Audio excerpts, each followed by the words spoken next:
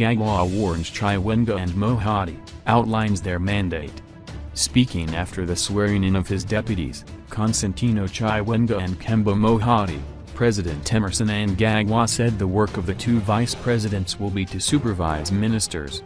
He also warned Chiwenga and Mohadi the days of complacency and absenteeism in the public service were long gone. Said Mnangagwa, the new vice presidents are not only expected to perform, but to show results, and that entails guarding against complacency.